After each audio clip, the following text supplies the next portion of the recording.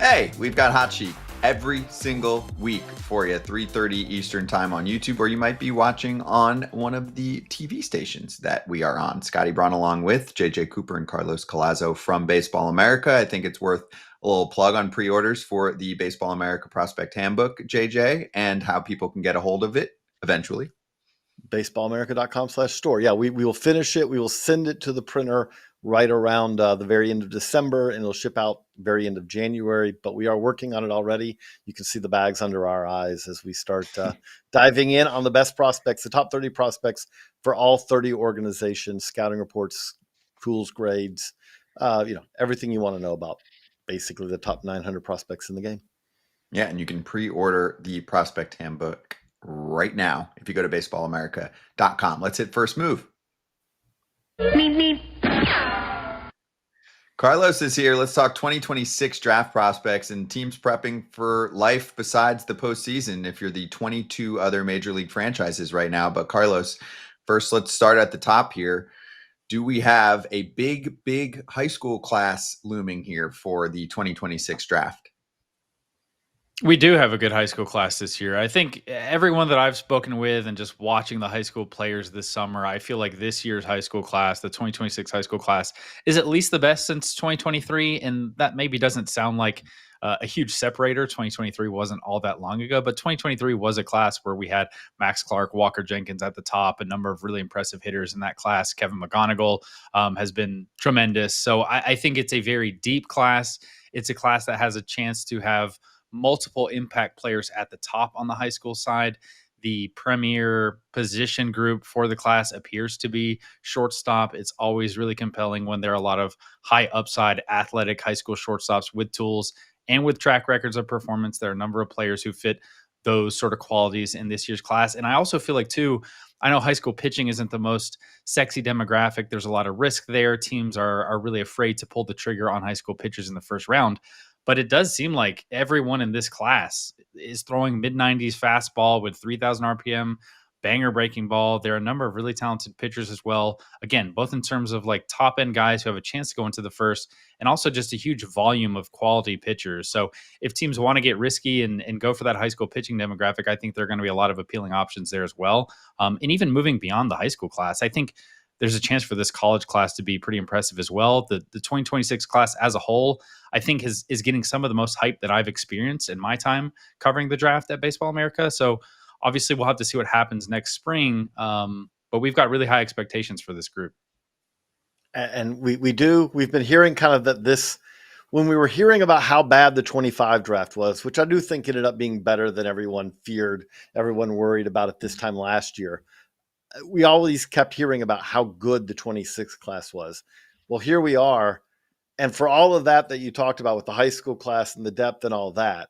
But Carlos, I feel like that more than anything, what we have here is a player who has a chance to be the most obvious 1-1 pick in a number of years coming into the year, right? Obviously, we've had guys like Paul Skeen step up and things like that. But this is a draft where we have I think a pretty clear favorite to be number one overall next year. Here we are, 9 months before the draft.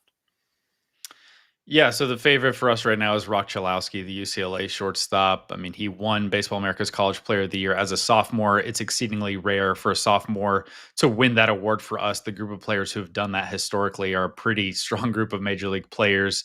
And I just think he has a chance to be like you see here. We wrote it in a piece we're doing in the offseason, kind of diving into some of the top players in the class so you can get a better feel for who these players are, what they bring to the table. But Cholowsky is one of the more impressive college shortstop prospects we've seen in a decade. We haven't seen a college shortstop go with the first overall pick until the 2015 draft when Dansby Swanson went first overall. Alex Bregman went second overall. Two pretty good players there at the top of that draft class. I think Cholowsky is the most well-rounded college shortstop prospect since that duo of players. He's the best college shortstop prospect that I've personally covered in my time at Baseball America. And I think you look at his game, and I was trying to kind of poke holes in the profile and see what the biggest weaknesses are. But there are really not a lot of obvious ones. Like maybe his summer offensive performance is not quite as loud as you want it to be, but he hits for power. He can still run despite adding strength over the past few years. He's a phenomenal defensive shortstop, one of the better defenders in college baseball. He's got a great arm. And I think in terms of his prospect stock right now, he is sitting in that sort of clear 1-1 spot to the same degree that Adley Rutschman was at this time in 2019, to the same degree that Dylan Cruz was in 2023. Now, in 2023, we obviously had Paul Skeens come on the scene at a massive degree.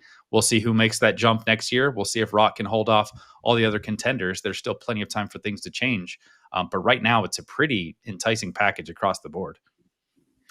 The thing that jumps out with him is like you said, he already has put so much to his resume already that I can't help but think of, like, if you want an example of, like, okay, because things can happen. There could be poor performance. That's one thing. But if you've had players have had injuries. Nick Kurtz had an injury in his draft year, and he came back, but it didn't really push him down much because he had already done so much. In Roch's case, I feel like that this is a guy who ideally he gets even better. But Carlos, if he's just what we saw last year, he's a strong candidate to be 1-1, right? Like, he was as good as any player in college baseball basically last year. He just was an underclassman who wasn't draft eligible. I think if Roch Cholowsky was draft eligible last year, he would probably been the favorite to be the number 1 overall pick. So I think if he replicates that this year, and barring, again, any sort of jumps from players who are not named Roch Cholowsky in the class, I think he's in a pretty good position. I mean, when I look at the profile, you can maybe say, okay, he doesn't have the sort of elite contact ability of like a Jacob Wilson or a JJ Weatherholt. He doesn't have the sort of elite batting eye that Nick Kurtz had at the same time.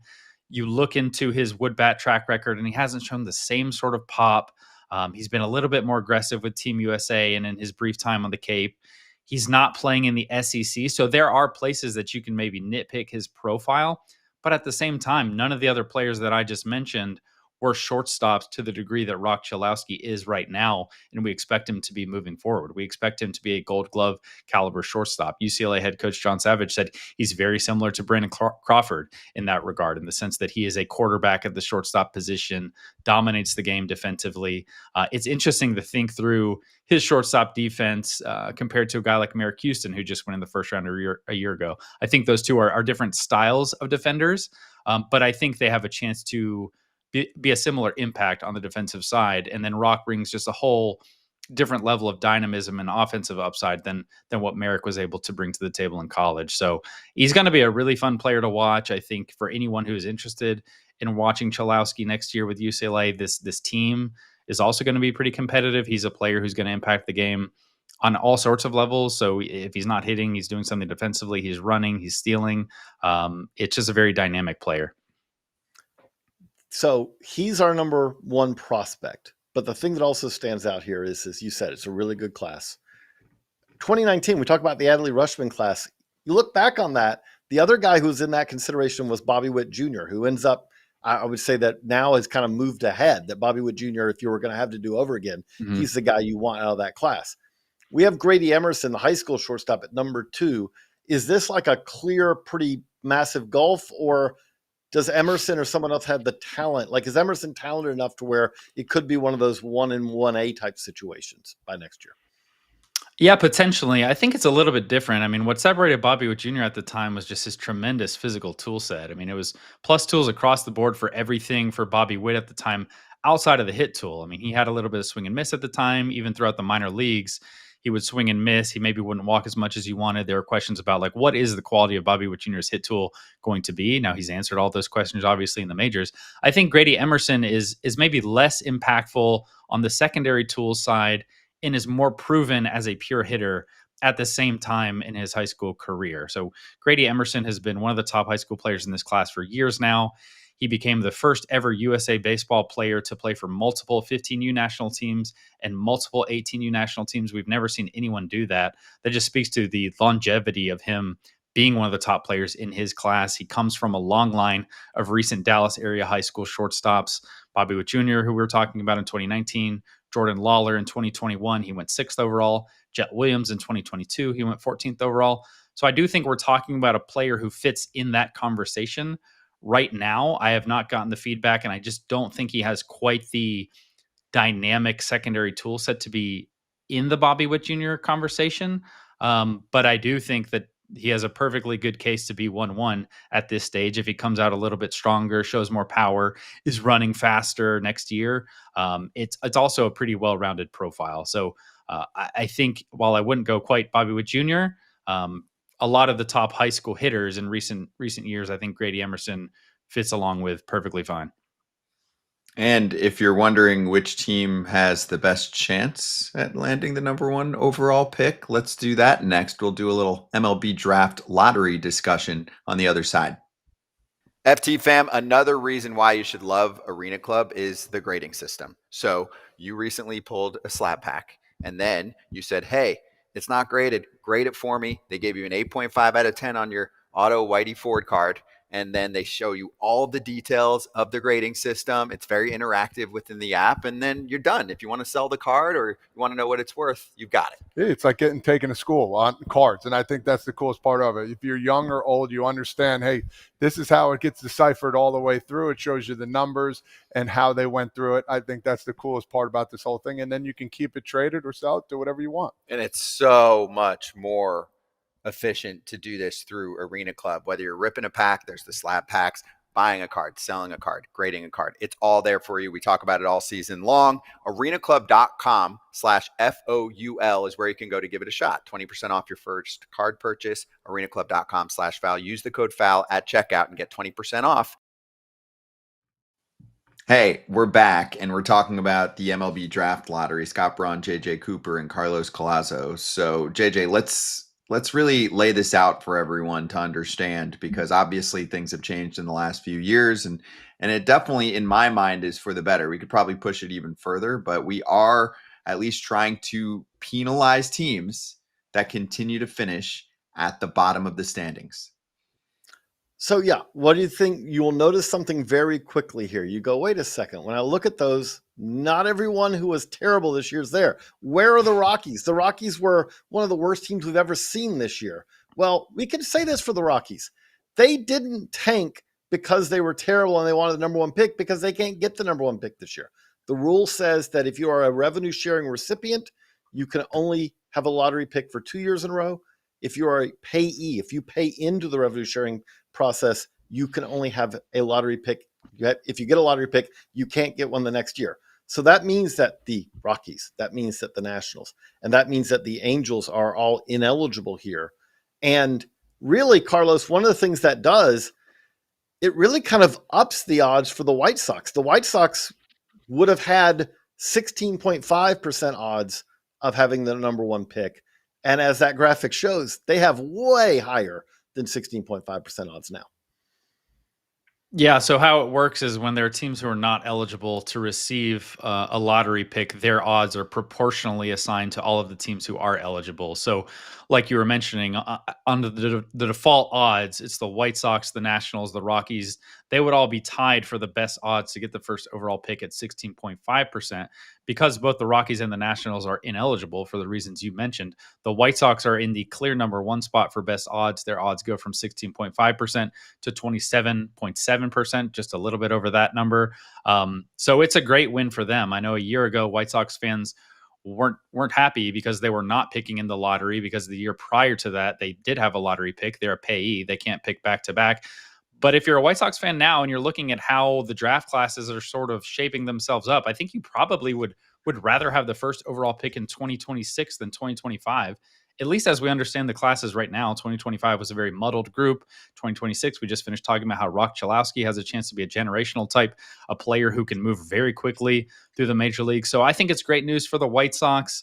I look down at some of these other teams at their odds. The Twins, they have the second best odds now at 22.18%. The Pirates are a really interesting team, especially in the conversation with Roch Cholowsky at 16.81%, because I think they're almost the team best equipped, or not best equipped, but the team that Roch Cholowsky could maybe move the needle for the most. It's a very pitcher-heavy farm system. The Pirates desperately need some offensive reinforcements. Connor Griffin has moved into the position of the number 1 prospect in baseball, and Roch Cholowsky would be a player who I would expect to move on a pretty aggressive timeline, to where he would be debuting in the majors or getting started with his major league career around the same time I would expect Connor Griffin. So imagine the Pirates wind up with the first overall pick and add a talent like Cholowsky and pair him with Connor Griffin and pair him with this elite homegrown starting rotation that's fronted by Paul Skeens. That's got to be pretty compelling to really anyone who's watching baseball, but for Pirates fans in particular.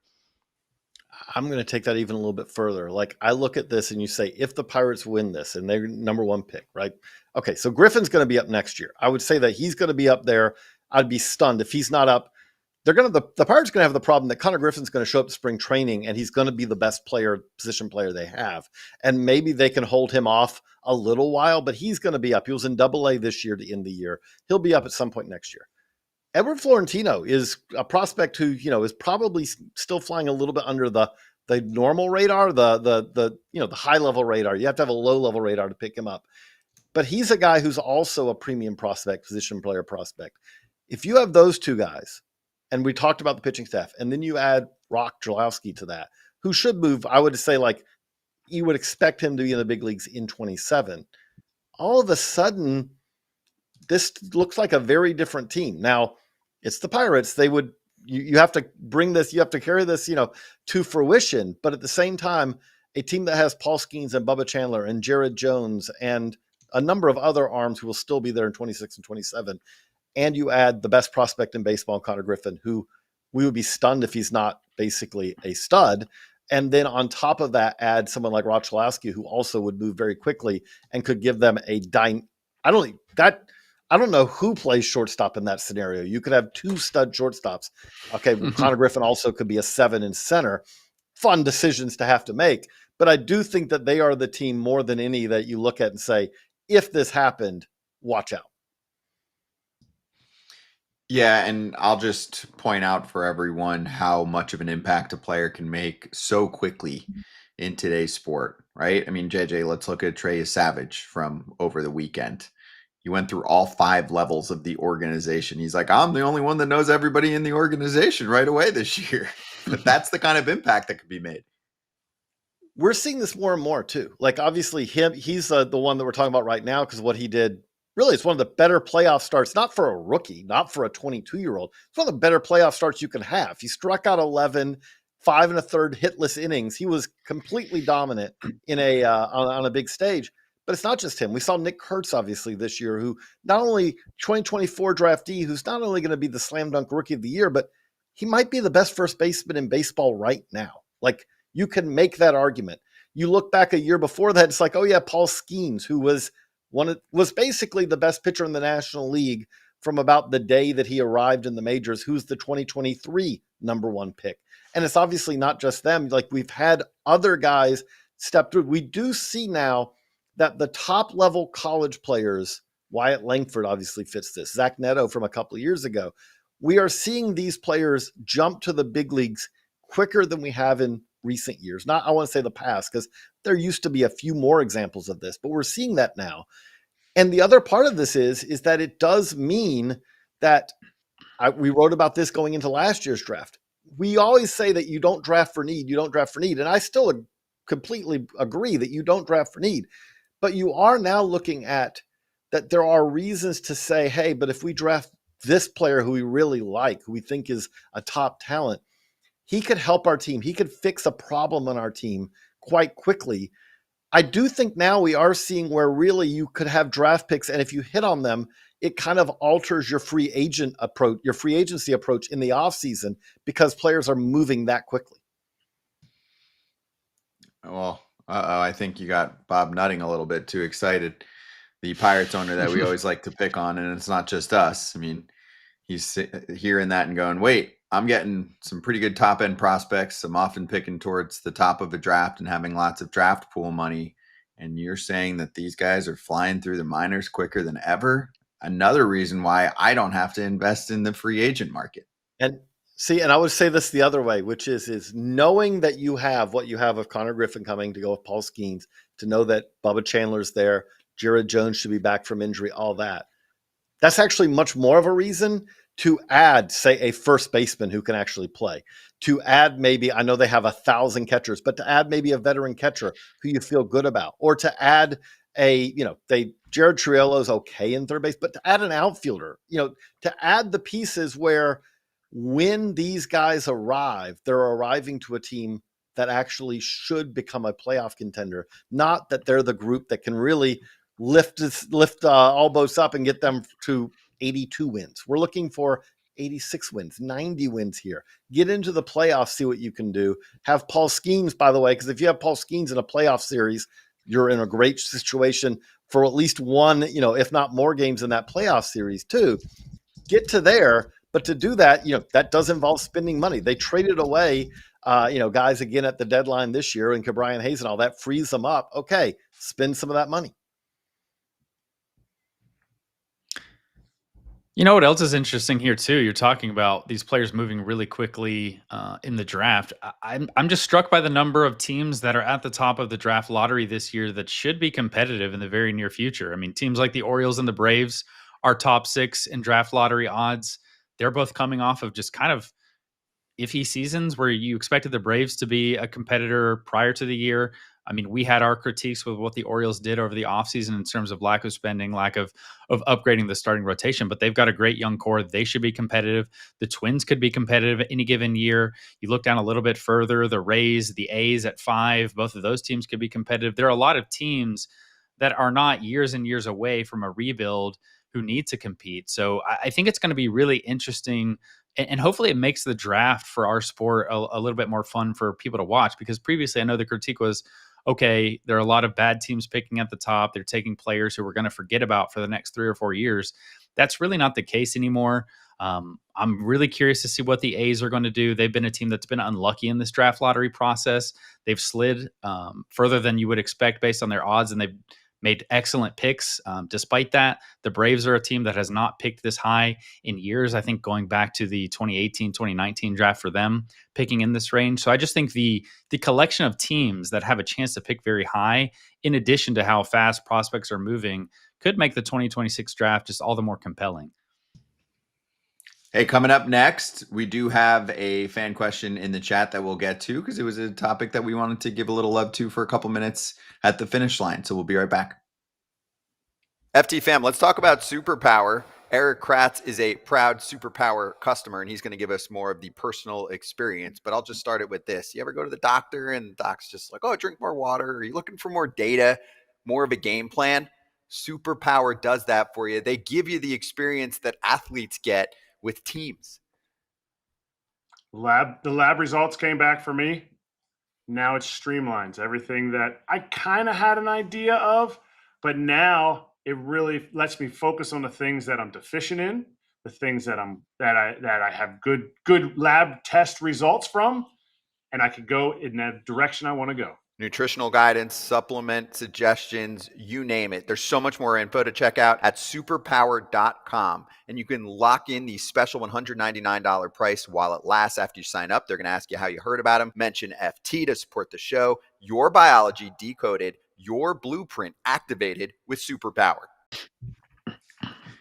Hey, we're back. Luke has a question. Nice and simple. Who do we think has the best Arizona Fall League roster?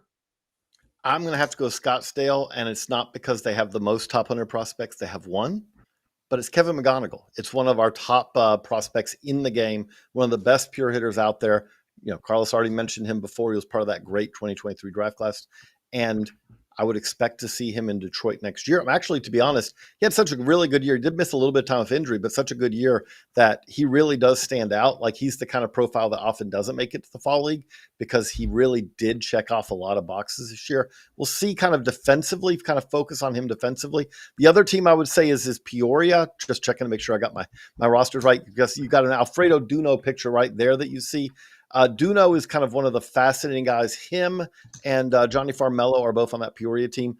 Duno was one of the best players, was the best player in the low A Florida State League this year. He is a truly massive catcher, massive power, great strike zone discipline, really understands the zone. It's going to be interesting to see kind of how he does defensively out there, but also how he hits. He could be kind of a better defensive version of the massive Jose Briseño, who saw kind of have a breakout season last year in the AFL. So those two jump out. If you're a Surprise fan, Sebastian Walcott obviously is the name to know there, because Walcott is, again, one of the best shortstops in the game. I'm a Surprise fan because every time I go to Surprise, I get to see Luke Air Force Base and see all the F-35s flying over, and I will always make a little detour to see them in the landing pattern.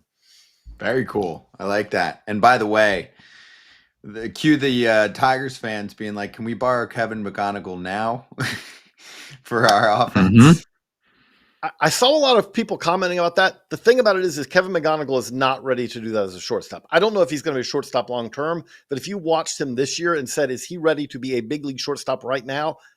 I would say no. I would say that that's the real problem is if you want him at second base, maybe, but he hadn't played a whole lot of second base this year.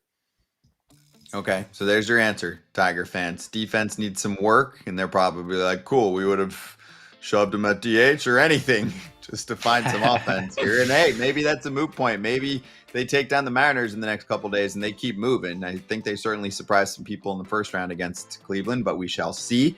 Talking prospects here every single week on Hot Sheet. Go to baseballamerica.com for much more information and check out their podcast page. Many more pods to look at. Carlos, JJ, thank you. We'll see everyone next Monday live, 3:30 Eastern time on YouTube.